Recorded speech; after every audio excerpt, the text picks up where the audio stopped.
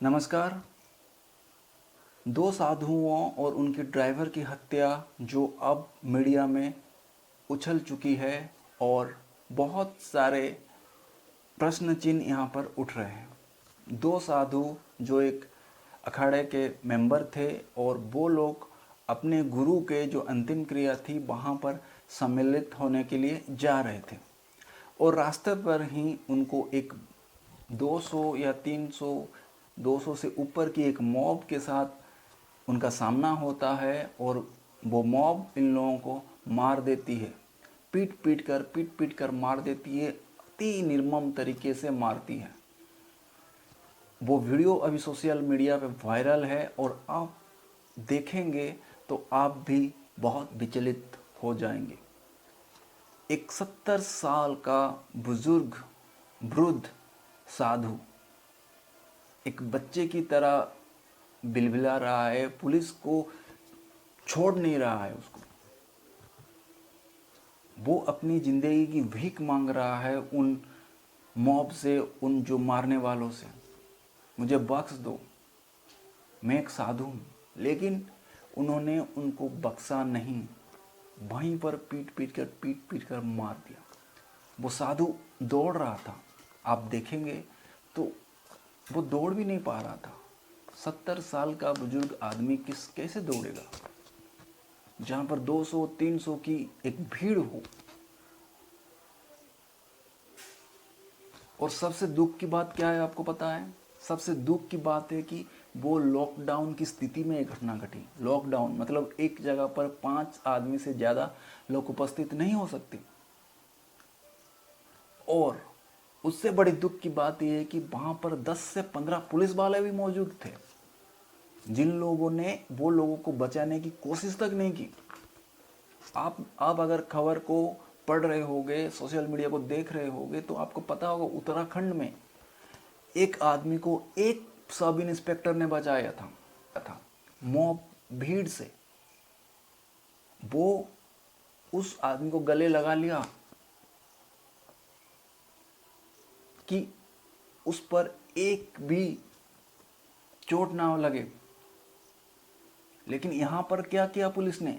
यहां पर पुलिस ने खुद रॉयटर्स, जो मॉब रॉयटर्स थे जो मारने को उतावले थे, उनके सामने झुक दिया।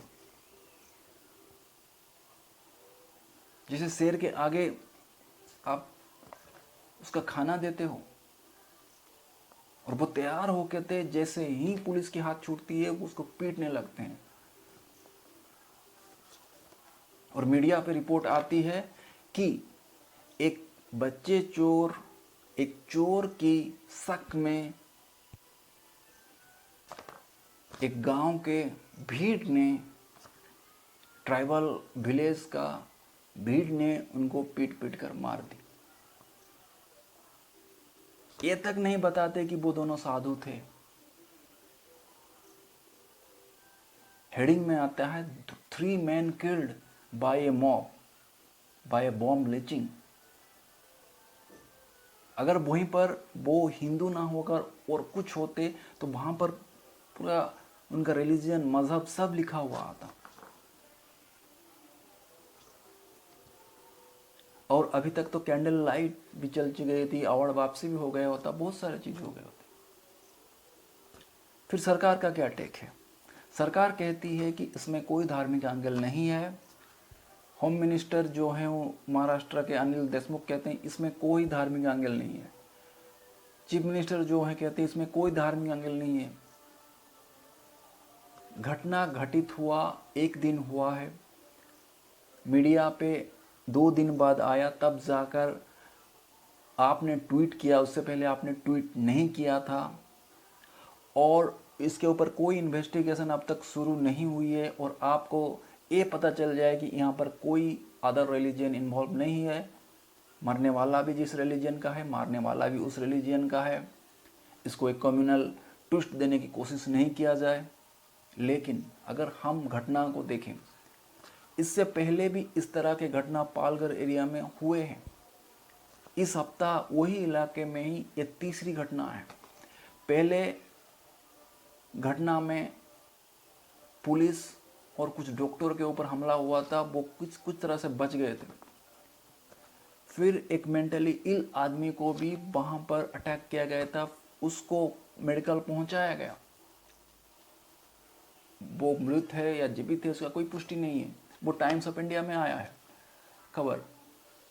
तो ये थर्ड केस है।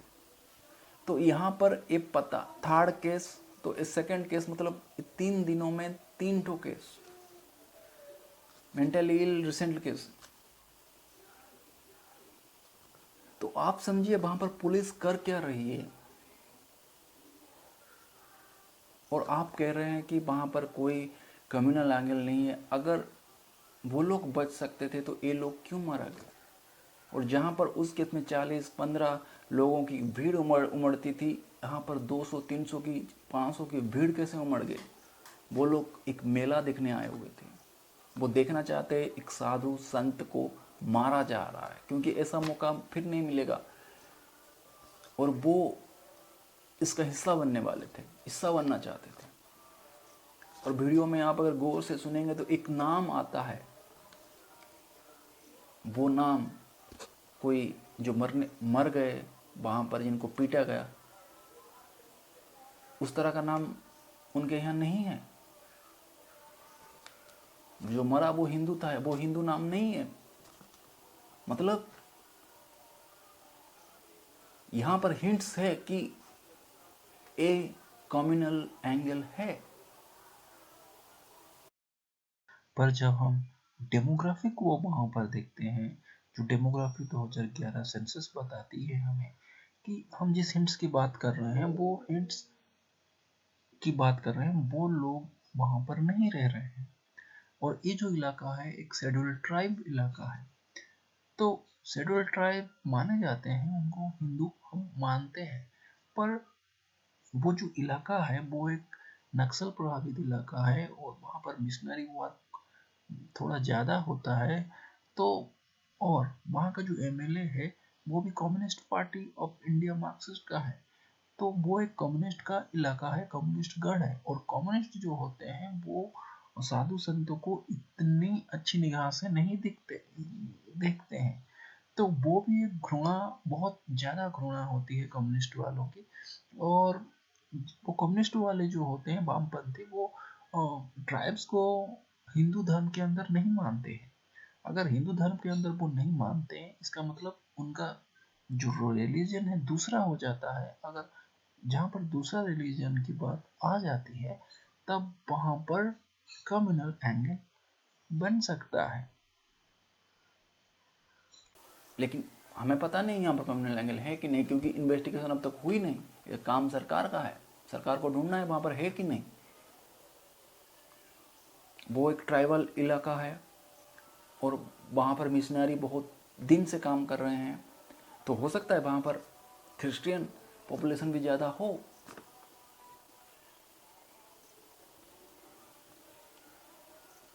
तो कुछ कुछ कुछ तो पॉसिबिलिटी तो बहुत सारे हैं वहाँ पर। एक पॉसिबिलिटी है कि हिंदुओं की मॉब ने मारा हो, दूसरी पॉसिबिलिटी है कि या वहाँ पर क्रिश्चियन पॉपुलेशन अगर हो, वो क्रिश्चियन पॉपुलेशन ही मारा होगा। कोई ये नहीं है कि कोई धार्मिक एंगल नहीं, मतलब कोई नहीं हो सकता है। ये तो इतनी निर्ममता से क्यों मारा जाएगा किसी को? और वहाँ पर पुलिस होते हुए भी पुलिस को ना मानना, ये दर्शाता है कि बहुत बड़ी घृणा की बात है, बहुत घृणा है उनके मन में, इसलिए उनको मारा। और एक घृणा धार्मिक द्वेष के अलावा और किसी चीज में नहीं हो सकता।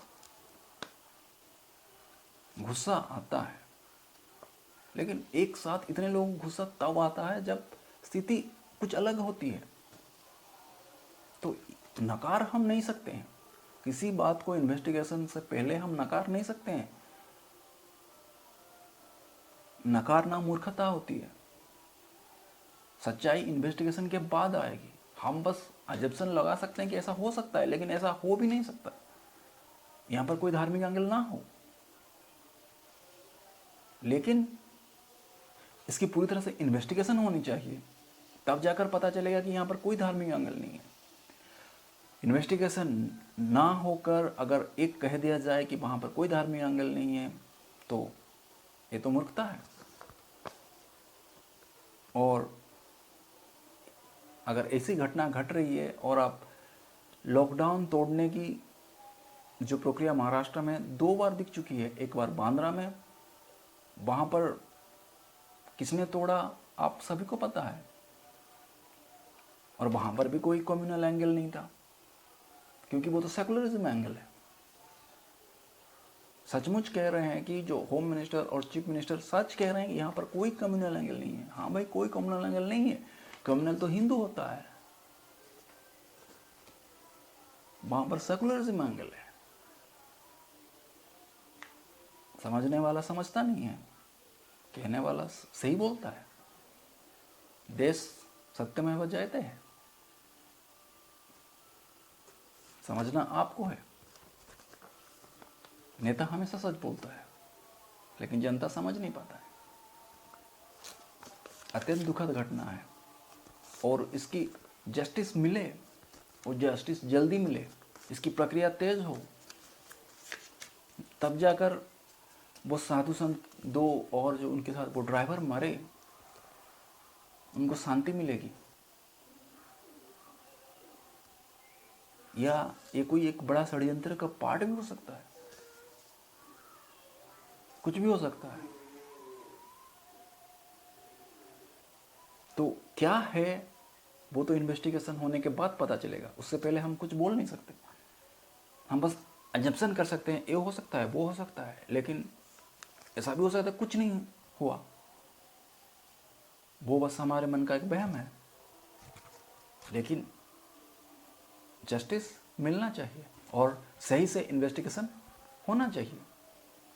हम यही उम्मीद करते हैं उद्धव ठाकरे जी से कि वो अपना काम सही से निभाएंगे और अपने पिताजी को याद करेंगे जरूर, और उनकी सिखाई हुई मार्ग पर कम से कम अगर ना चल पाए तो लेकिन न्याय 2 साधु और वो ड्राइवर को जरूर दिलाएंगे। बस हम यही उम्मीद करते हैं। धन्यवाद।